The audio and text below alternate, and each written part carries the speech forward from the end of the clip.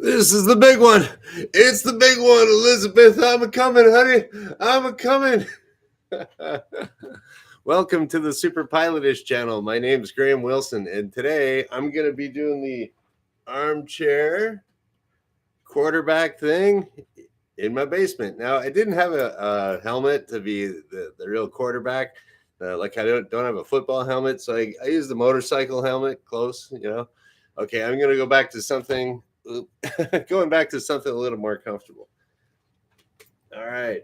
So what we got to do here is I just found about this something about the FAA and EKGs or ECGs that's in common parlance. You kind of mix them back and forth. EKG, ECG. Now I'm sure there's like technically it's supposed to be this or this, but we'll just call them. We'll call them an EKG. That's what most people call them. The FAA made a little change in that a little while ago, and I just found out about this like just I don't know, like an hour ago or something, and it was like, I didn't hear about that. And it's a really good conspiracy too because it's got to do with stuff like that. So anyhow, I don't want to talk about that stuff on this channel, but it's kind of aviation related, and I figure if there's going to be an armchair quarterback, might as well be a pilot, right? Because we love the armchair quarterback. So what I did the very very quickest little bit of research on this, and so it looks like there was a change made by the FAA in their medical standards about what an ECG, what are acceptable limits. So if you don't know what an ECG is, I'll have to get a whiteboard out. Here we go. Yep, it's going to be good. Ooh, carte blanche. We can do anything here. So let's make a little ECG. Now I could probably Google search, like Google image search ECG, but I'm just going to go from memory here. So there's some kind of line, I think. I don't know. I mean, I get an ECG every every year now. Okay. And so Wrench is in here. If you're watching this on your phone or your smart TV, you won't see, but there's little comments here. So Wrench is okay, so he's one of my viewers and moderators, and he's asking, as a third class medical, I've never had one. What class do you carry, and did you need one? Okay, so I have in Canada, it's Category 1 medical. So I'm pretty sure it's the same in the States that it's a 1 medical, and you need that for if you're going to be working as a pilot. If you have a commercial pilot's license, that's a requirement. The in Canada, anyways, the Category 1 license is or medical it's a little bit tighter on your blood pressure, eyes, and there's a few other little tests you got to get there too. So so I've had ECGs before. I'm glad you even brought that up, Branch, because I've had multiple. There we go. DHC Pilot 1, and he's a Canadian flight instructor. Over 60, it's every 6 months. Now, depending on your age, you have to get your medical renewed, and depending on your license, like all commercial pilots, if you're a paid passenger, whoever's flying that plane had to get one of these ECGs. So I'm just gonna imagine what it is, and I forget. Yeah, it kind of goes. You see it where it goes beep, beep, beep. So I'm gonna make up a theory. This is like, and the cardiologists here are just gonna skewer me, but I don't care.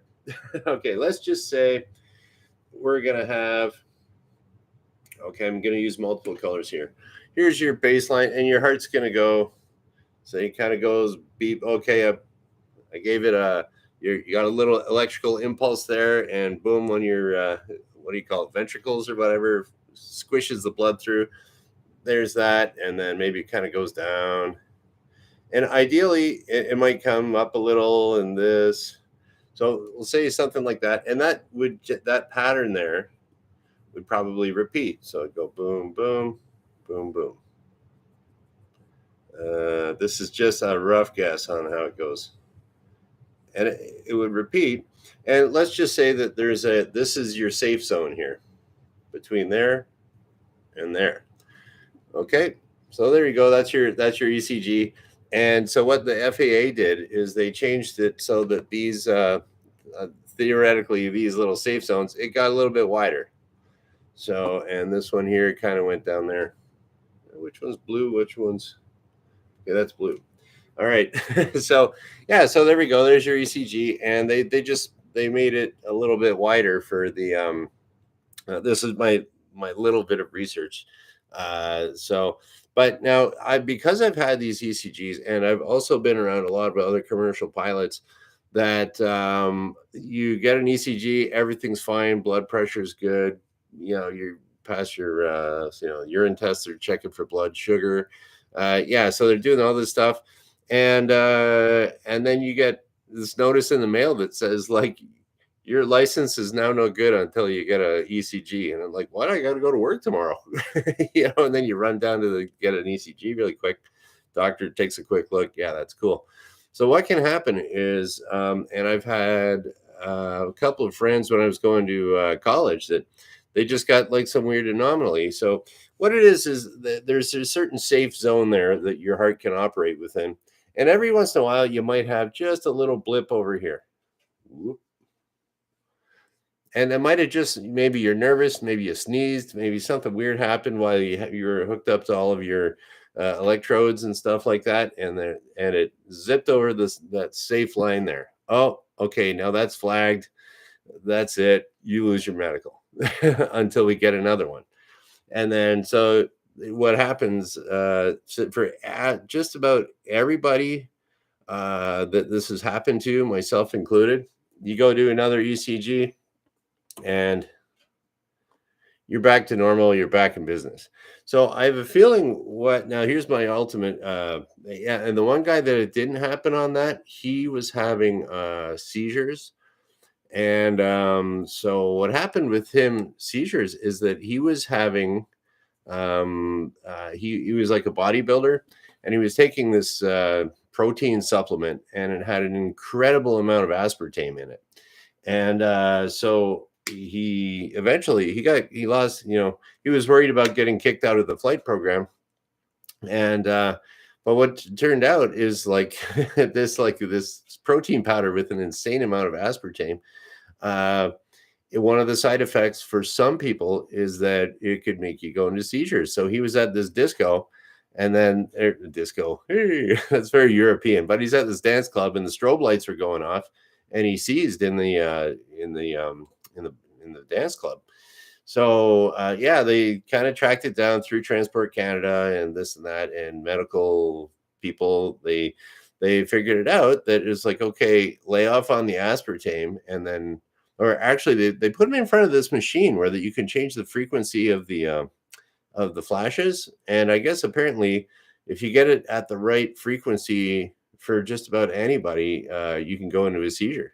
So they made him seize, and then they said, okay, cut out the aspartame, went back for the thing, got himself went back to the flashy test. He was okay. And then they gave him another ECG, and everything was fine. So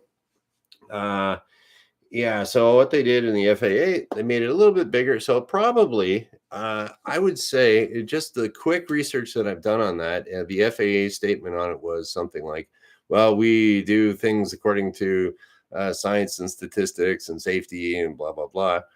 And so I could see just in my own, okay, it's, anecdotal evidence doesn't mean anything, but hey, I'm armchair quarterback in here, man. See the armchair? I can say whatever I want.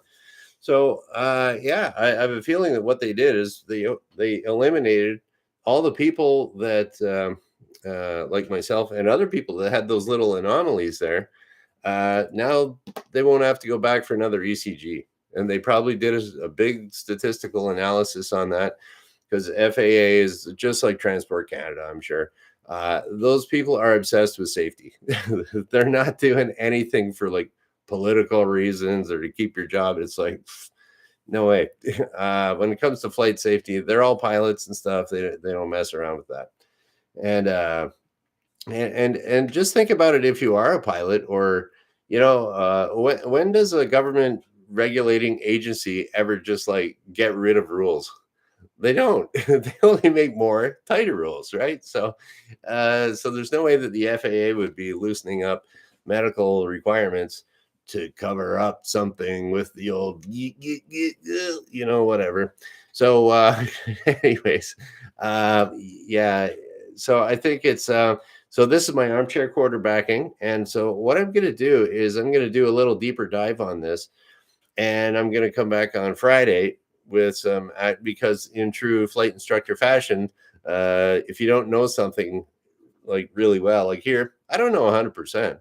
I'm taking guesses.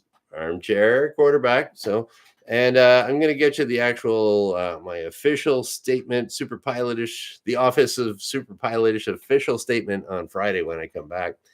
And yeah, so I really have a hard time believing that anything would be unsafe about this. So I kind of wanted to put this video out because and another thing, kind of a more meta aviation safety kind of idea is that whenever you hear something, now I just heard this like an hour ago, 2 hours ago, that like I read it and heard it on the internet, and it's like, whoa, here we go. This side effects from various medical treatments, and whoa, that's big news. It's clickbait. It's awesome, right?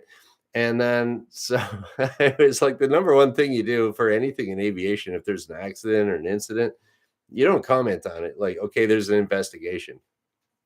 So I threw those rules out the window. But I am the armchair quarterback here, and so I'll give you some like, yeah, I don't know, like those are my theories right off the bat, my own personal conspiracy theories. But yeah, so I think I'll get back with the real info on Friday. But I really, just a quick look, it doesn't really look too bad to me, and I wouldn't worry about it if you're going to be flying on an airplane. Your pilots are safe. And then another, oh yeah, okay. Getting back to the meta thing is that anything in aviation, if there's an accident, incident, you should always give a little bit of time to cool off, take a look at it, think about root causes, a little more investigation, get a few more facts. You should always do that, and never just that could even go for yeah. Okay, I'm cutting. My brain's all over the place. I'm going a million miles an hour. I got to stick to one thing. Yeah. So we got to wait. I'll do the research for you. We'll come back on Friday. We'll get to the bottom of this thing. And yeah, there's that. So the other thing was about, oh yeah, getting information. And another thing that you don't have to worry about your pilots too much, because if there's like some little blip, like I showed you before, now it's kind of like instrument flying. If you're flying on your instruments for your primary, or for your, you'll see like your little artificial horizon thing, and you got your airspeed indicator, you got your altimeter. There's all these little, there's like a whole bunch of gauges there and instruments that'll tell you what the airplane's doing. Now, sometimes those instruments can fail. And so that's why for anything that's really important with flying, there's always a backup. So let's just say you're okay, my little artificial horizon here, the attitude indicator, it's all weird and wonky. That's happened to me before. And you say you're on your instruments and it's all weird and wonky, but everything else is like looking normal. So that instrument's failing because you have a backup. Your turn coordinator's over here, and those wings are looking level, but the other one's crooked. So you can and you can also look at your other instruments. Am I turning? No, I'm not turning. Wings are level, not turning, so that instrument must fail. So there's same thing, I think, with your heart. One of the reasons they got the ECG, because they're also checking your blood sugar level, your blood pressure level. So if that's all normal and everything else is normal, and this little guy here is off, it's probably not too big of a deal. So I think they were probably another thing I was thinking there too is that if it's like now the millennials are starting to turn 40, and they're going to have to start doing more medicals. Like I know that's what it is in Canada. Once you're over 40, you got to do it a little bit more frequently if you're a commercial pilot. So that could be something there too, that you're getting more an aging pilot population in there too. And there could be statistically some more little anomalies that are no big deal. Possibly, I don't know. Like I say, armchair quarterbacking, and yeah, that's about it. Oh, Vanessa Kitty, hi. Yeah, actually, I should ask Vanessa Kitty about this one here. She used to be in the Air Force in the States. Hey, Vanessa Kitty, have you heard anything about the EKG requirements for the FAA? And there was an article there too about some Air Force flight surgeon. She stopped a few guys from going flying. I don't know. Have you heard anything about that, Vanessa Kitty? You don't have to answer yes or no, but it's always good to get input from the audience here. So I'm going to read it. I'm just going to take a quick look through here and see if there's any questions, or I'll read out a few little statements here. Okay, here we go. And hello, Dan, and hello, Corey.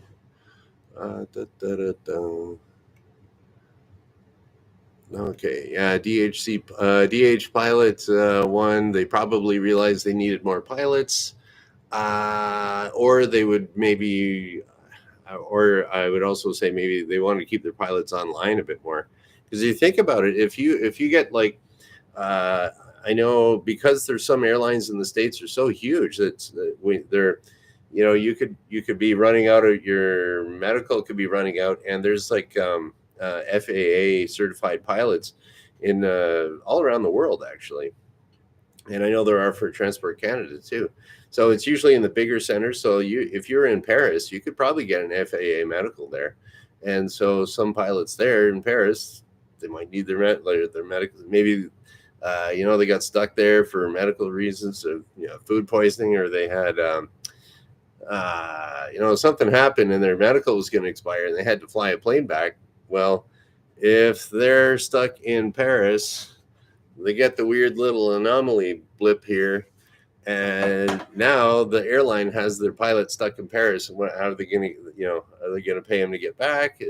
They're counting on have to get another reserve pilot. And if you got thousands of pilots, that could get a little, even if it only happens, 1 in 100 or 1 in 1,000 times, you got a few thousand pilots. It could happen a few times a year. So.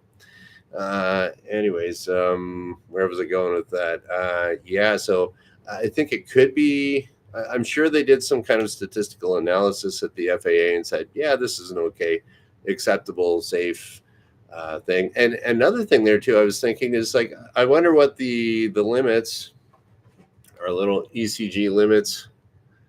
I wonder what they are around the world, because a lot of times that individual countries will just they'll just say, okay, we'll just harmonize with the Europeans, or we'll just Canada does it all the time with, the Americans are doing this, okay, we'll do that too, just to keep things, a lot of aviation is very worldwide and regulated through ICAO, which is International Civil Aviation Organization. And so there's like universal standards for safety and protocols, and talking on the radio or whatever you want to call it, certain standards there just for safety. So what else we got here? Okay, Vanessa Kitty has worked with a number of flight surgeons in her career. Okay, that's good. And they whom they okay.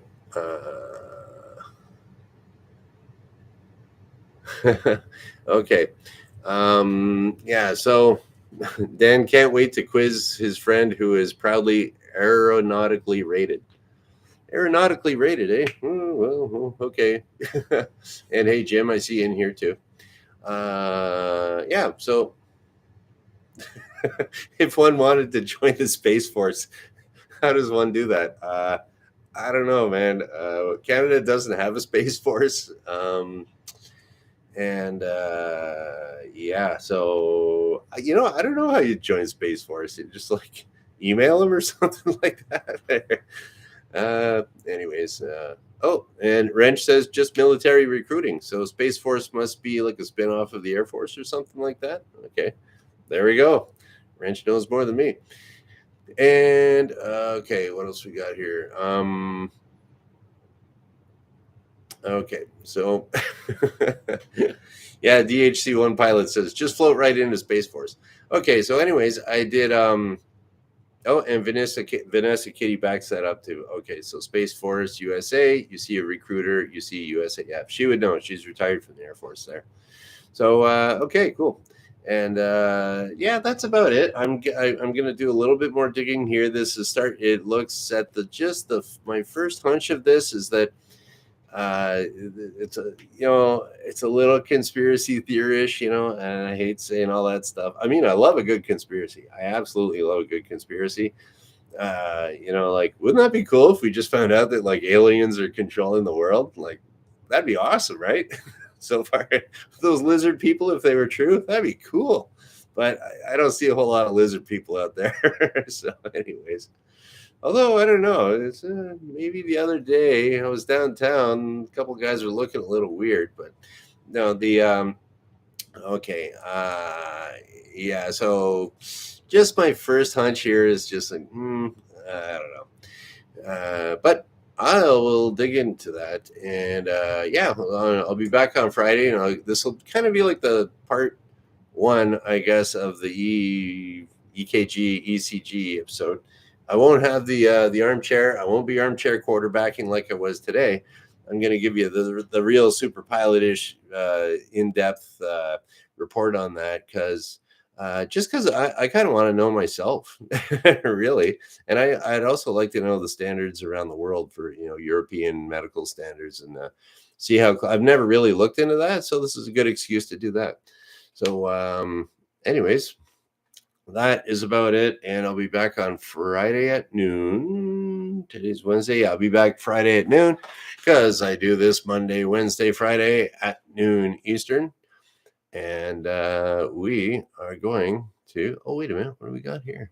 Vanessa Kitty tested a drug that is made from the sap of a tree from South America. The sap is called dragon's blood.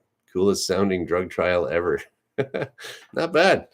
Yeah, I'm gonna drug. I've known a few people that have done drug trials, and this one guy I know, he did it. He was in college, and somebody said, "Hey, man, you could make like $100," or something like that, and it was just some drug, and it's like $100. I'll try this drug, right? So he said it was like the best high he ever had in his life. He's like, yeah, I was in this. They paid us.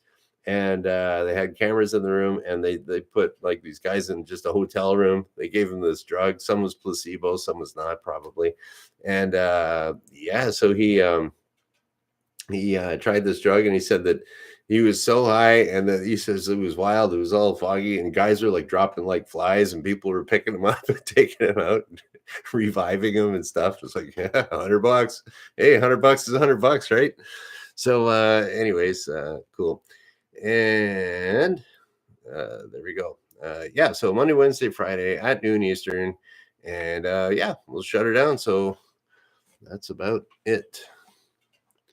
And thank you for watching. Bye.